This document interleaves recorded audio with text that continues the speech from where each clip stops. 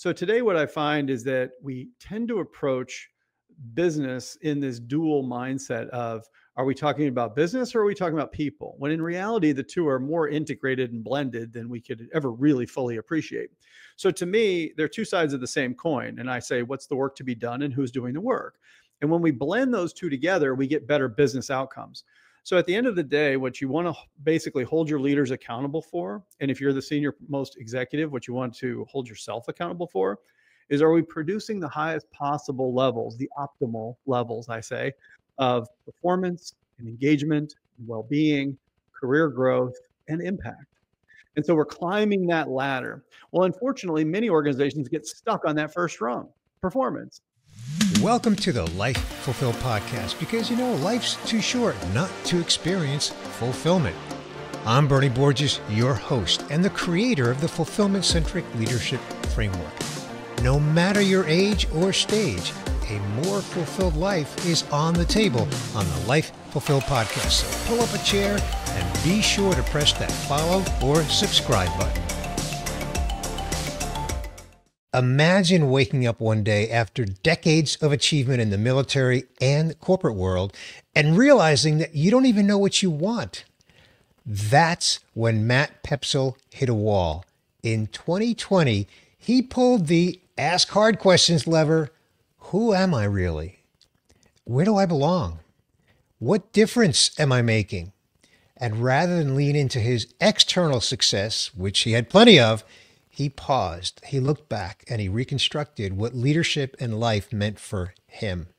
And in this episode, we're going to uncover how Matt deconstructed his career, rewired his identity, and emerged with a purpose that transcends accolades and titles. Matt, welcome to the Life Fulfilled podcast. Thank you so much, Bernie. I'm honored to be here. Well, I'm honored to have you. And I want to give a brief background on your background. You began your professional journey as a United States Marine. Thank you for your service. After you completed deployments and you transitioned into the civilian world, you earned not one, but two advanced degrees, an MBA and a PhD in psychology. And then you climbed the ranks in software product leadership. And now, Matt, today you are known as a talent optimization expert, and you're author of the book, Expand the Circle, where the mission of that book is to help leaders break free of outdated patterns and cultivate enlightened leadership. So really impressive background, Matt. And you know where I'd like to begin? I don't think this is going to surprise you. I'd like to take you back to 2020. I almost said 1920, but no, 2020. That wall moment that you speak of. Tell us about that wall moment. Yeah, it was one of the first times I felt that dissociative notion of almost feeling like a stranger in your own body, just feeling like totally not yourself. And as you had mentioned, for decades, I had just been completely focused on whatever the next big mountain was to climb, figuratively, literally sometimes. And it was just not adding up. And so when I got to this point where I'm like, I don't feel like I'm myself right now, it led me to those questions that you shared, and almost like, well, who are you? And I came to find out that, over many, many decades of having been operating as an insecure overachiever, riddled with imposter syndrome, wanting to prove myself from a very early age, and just feeling like the next achievement was going to be the one that kind of flipped the tumblers in the lock and all of a sudden make sure that I was enough or I was okay. It just wasn't going to happen. The achievements kept getting bigger and longer, and they kept piling up, but I wasn't feeling like I was making any real progress. And I almost got to the point, Bernie, where I felt like I was just bored with myself. And what I came to find out is that it was really feeling the limitations of my own self-interest. And so that's really how that wall felt to me. Is it felt very foreign. I felt like I was in free fall. And I was not completely in a depression kind of state or anything, but just feeling like everything was muted. Everything was just a little bit lacking the vitality that I had known by pursuing so many achievements. That same joy and that same spark just wasn't there. And I knew I had to make a change. Okay. So Matt, you probably know that my approach to everything that I do on the Life Fulfilled podcast in my business at Fulfilled at Work Academy is based on what I call the 5 life pillars: health, fitness, career, relationships, and legacy. And the whole idea behind that is just for all of us to take a holistic view of our lives and not just get all wrapped up in one dimension of it and then feel the weight of whatever we're feeling. So I say that as context, and my follow-up question is, were you thinking that way? Whether or not you were using those 5 pillars, that's really not what I'm asking. What I'm asking is, were you thinking holistically, or were you more sort of compartmentalized, in that career journey? I think I was definitely in a career phase, based on my age, my mindset, these types of things. But I've always taken a little bit of a holistic approach. I've always tried to be well-rounded. I have had an eclectic set of interests and passions. And I am a consummate frameworker, Bernie. I always like to think through and be holistic in my approach and look at systems that kind of at a high level. But in that regard, I didn't feel like there was, I knew I wanted to stay focused on doing meaningful work because I enjoy work. I look at work as something that has a chance for me to make a contribution, to potentially help others, create value. Certainly, at the time that I was experiencing this, I enjoyed the company I worked for. I just didn't necessarily enjoy the work I was doing there. And so I would say that it was probably an overemphasis, as happens to us at different phases of our lives, where we may over-index on something. You can imagine, like, I've had different times in my life where I've had to require like a minor surgery or something. Well, shoulders tend to be problematic for me, for example. I've had 3 different shoulder surgeries. During those moments, yeah, I'm much more focused on physical recovery and fitness, for example. Work is kind of one of those things that I've had show up more prevalently than others. But I've definitely taken a holistic approach, and I've enjoyed everything from certainly my family, my learning, even outside of kind of work subjects and things too. But in that moment, it all seemed a little bit flat. Is employee turnover quietly draining your bottom line? I've been there. I learned the hard way that the cost of replacing just one employee can be as high as 2 times their annual salary, especially in leadership or technical roles. And if your turnover rate is above your industry's average, the financial impact is even worse. That's why we created the Employee Engagement Fund ROI Calculator. It's free, and in about 1 minute, by answering just a few questions, you'll get a clear view of what turnover is really costing your business and how much you could save by investing in employee engagement and retention strategies. You'll also get a free cheat sheet with turnover benchmarks by industry and replacement cost multipliers by job level to validate your numbers and know where you stand among your competitors. The ROI calculator is available at fulfilledatworkacademy.com, and it's linked up in the show notes for this episode. If you want to build a strong case for investing in culture, engagement, and retention, this is where you start. Besides, you really should know the cost of turnover in your business and how you can improve profit when you improve employee engagement. Try the Employee Engagement Fund ROI Calculator today. So Matt, you and I are both in the same professional circles that I'll just characterize at a very high level around the word leadership. And with your early career beginning in the United States Marines and then in the corporate life, you've been exposed to leadership in many facets, and you have embraced what you call enlightened leadership. And I'd love for you to unpack that. What do you mean by enlightened leadership? Yeah, I think that a lot of what passes for leadership today was really informed by models of hierarchical organizations, the Industrial Revolution, leadership theory that was developed in the 60s and 70s. You're talking about 50, 60 years ago. And to me, an enlightened form is one that is willing to move past those limited and those historically defined contexts, if you will, when it comes to leadership. And so basically what happens is that we have to remember that everything is changing when it comes to the technology landscape, the social landscape, generational differences, the nature of life that we experience it today. And that's a good thing, that things have continued to evolve. It's our tendency to want to keep things as they are, or to even want to go backwards in some cases to an earlier, simpler time. That's where the trouble sets in. There's a fluidity to life, and there's a fluidity toward our environments that we operate in. And I find that while everything around us has changed, and we pretty clearly understand that, our leadership hasn't.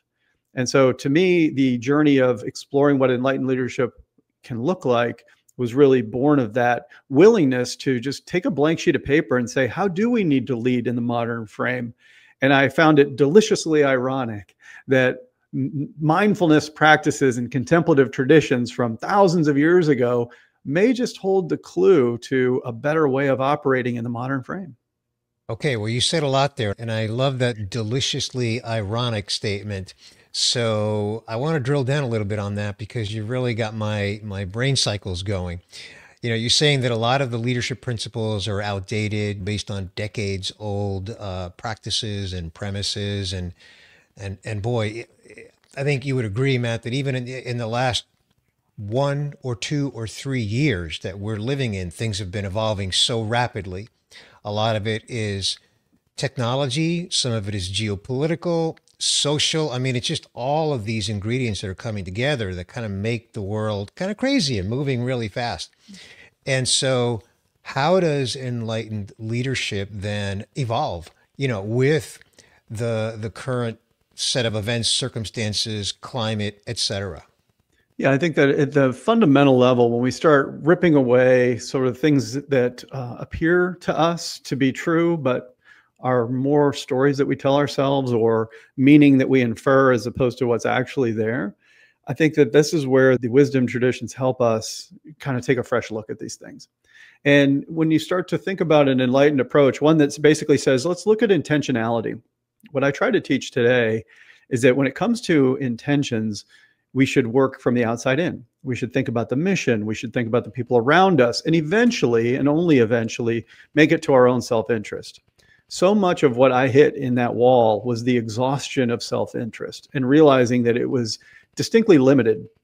When you think about billions of people on the planet, or you think about the entire world and universe out there, when you're focused on your own narrow slice of your self-interest, it's microscopically small compared to what's possible in terms of the leadership impact we can have. So I find that intention works best outside in. But when it comes to accountability and taking action, then we need to work inside out. We need to ask, what can I do? How can I show up? What sort of discernment and judgment do I need to practice? What self-awareness do I need that I don't have right now? And then how can I expand that out to my team and to other parts of my function or my entire organization or even beyond that? So I find that we tend to do leadership backwards. The intentionality often starts from within. We teach leaders to be lone wolves, to think about themselves and to really fixate on their own sort of needs and their own self-interest, as opposed to the opposite. And when it comes to accountability, we teach them to hold other people accountable and to have them take responsibility, or to work on those things that are kind of as opposed to working inside out. So I find that this enlightened approach, and one that basically was born of some meditation practices I discovered, really helps us to understand, like, can you start with yourself when it comes to your attention and awareness, but then can you expand that circle, which became the name of the book, when it comes to thinking about people, for example, in your immediate family or your immediate, coworkers, for example. And then can you expand that out a little further to people who maybe you don't work with quite as often in a work context, and then all the way out into your customers, your stakeholders, your suppliers, and just keep going out into the broader society. It's a very powerful practice to go through to recognize your place in all this. And for someone like myself, realizing that I had exhausted my own self-interest and saying that the amount of need and the impact that I can potentially have through my leadership is effectively limitless if I'm willing to work from the outside in. So to me, that was just a real breakthrough, and one that didn't come a moment too soon, I would say. I have a hunch that a lot of what you said is in your book because you said it from the heart and you said it as if you not only know it intellectually, but you know it emotionally and rationally. So, and I want to, again, I want to unpack something that you said that really resonates with me, Matt, because it's something that I talk about a lot. It's part of my own leadership training program, and that's self-awareness. You mentioned that leaders need to be self-aware. I find in my work that that is a huge area of attention that is needed in leadership. In fact, I recently came across a statistic from Harvard, a Harvard study, And I've been citing this statistic, and it says that only 10 to 15% of us are sufficiently self-aware. Only 10 to 15% of us. And if you translate that into leadership and you do the inverse on the math, that means that 85% of us are not sufficiently self-aware. So how do you deal with that or tackle that, in the context of your own leadership work? Yeah, it's a great point, and I think that it's something that is absolutely essential for the highest levels of leadership, and even everything in between. As a result of writing the book, I was contacted by Boston College, and they asked me to come and teach. And now I teach at the graduate level self-awareness in leadership. That's a class that I teach every semester, and it's very, very well attended, as you can imagine, because people instinctively know, I think they feel that self-awareness is easy to talk about, but it's harder to practice. And the work that you're citing from Tasha Eurich is so true. I mean, we feel that we're self-aware, but when you find out that you're actually not as aware as you might think, how can we bridge that gap? And there are techniques, everything from assessments and exercises. There's a deep emotional intelligence. We teach things around mindfulness, around resonant leadership, different styles, et cetera, growth mindset, emotional agility, all this great stuff. And it really comes down to being willing to sort of look in the mirror, call time out, go a little deeper, understand what shows up for you, doing that uncomfortable thing for leaders, which is to not be so busy that we are just bobbing along the surface of the water, but allow ourselves to deepen into that sense of what's going on for me, what's showing up for me in terms of my beliefs and my thoughts and my emotions, and how do these combine to affect my outward behaviors. Right. So I feel like it's such a great service that you're doing for everyone through your framework to be able to emphasize self-awareness, because it's something we cannot take for granted. I see too many leaders who get surprised when the top performer on their team quits because they were not having a great experience on their team, or they get passed over for promotion. And when the example of the performance review comes back, they're like, I had no idea. You're like, well, how would you? You have extremely low self-awareness. So this is something that we can avoid, but only through self-study and by combining self-awareness, yes, but also with self-acceptance. We're inevitably going to find things that we don't love about what we see when we look in that mirror, so to speak. And that's okay. None of us are perfect. I've been in rooms with thousands of leaders who are practicing at the highest level, for example, at executive education programs at Harvard Business School. And guess what? There wasn't a perfect leader in that room, right? And so it comes down to this willingness to practice some level of humility and acceptance, to take accountability for those areas that we need to work on when we don't like what we see, but also to accept the fact that awareness is this unfolding, never-ending journey. Again, we're not fixed, we're fluid, and we have to remember that. Yeah, I like that. I like that. The other thing that I say on this is that we have to give ourselves permission to go through the exercise of building and creating a level of self-awareness beyond where we are today. And I say that intentionally, Matt, because if I'm a leader working in corporate and I get a calendar invite to a leadership training event that has been purchased, and basically I just have to show up. Right? It's like, I don't have a choice. This is something the company is doing, and I'm just one of the people going through. I still have to give myself permission to go through whatever self-awareness exercise is in that leadership training, because I could show up and emotionally put up a wall and fake it and go through the motions and not do the exercise. So I only say that to really put an exclamation point on how important it is for leaders to be willing to go through that self-awareness exercise. Would you agree? Yeah, 100%. And I feel like, I feel very fortunate that my career really began with military service, because leadership was not something we just assumed would happen or just take for granted. So to me, in those high stakes environments like military service, in the emergency response services, in sports, and whatever you want to pick, I think there's always been this notion that leadership matters, that the way we conduct ourselves, that self-awareness is important, that we need to also borrow the eyes of others in terms of receiving feedback. I think we teach leaders how to give feedback reasonably well, but we almost never teach them how to receive feedback. And I think that's something that we have to fix if we're going to have high levels of self-awareness.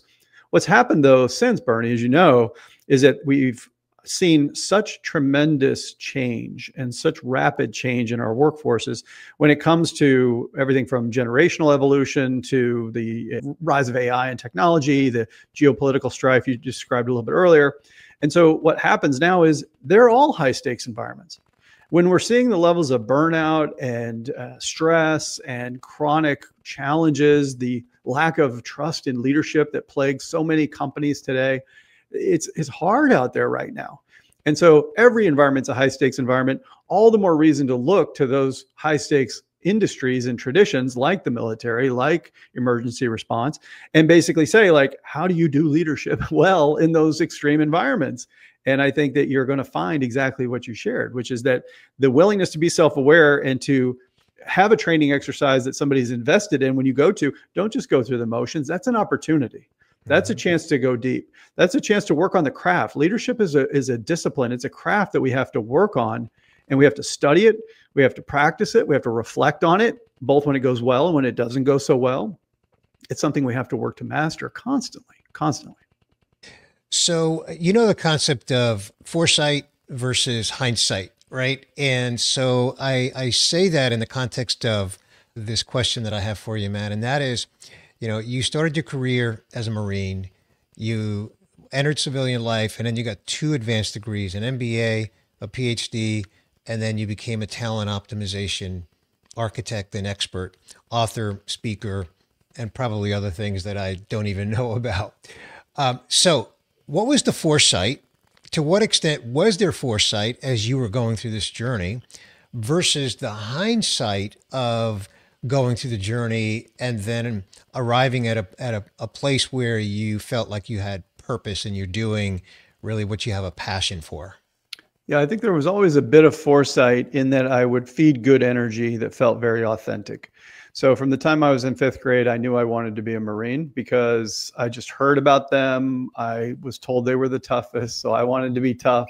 So at a very young age, I kind of made that decision. And as the opportunity presented itself as I got older, then I went ahead and took advantage of that. And then when I got in the service, I said, okay, I'm a Marine now.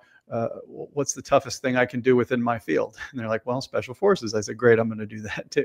So I always had that sort of follow that energy. When something really grabs me deeply, then I have the good sense to honor it, so to speak. The same happened to me on a PhD program. I actually made the phone call to learn about how the program works and enrolled the same day. 6-year program. And I'm just like, yeah, I'm doing it. Just feels right.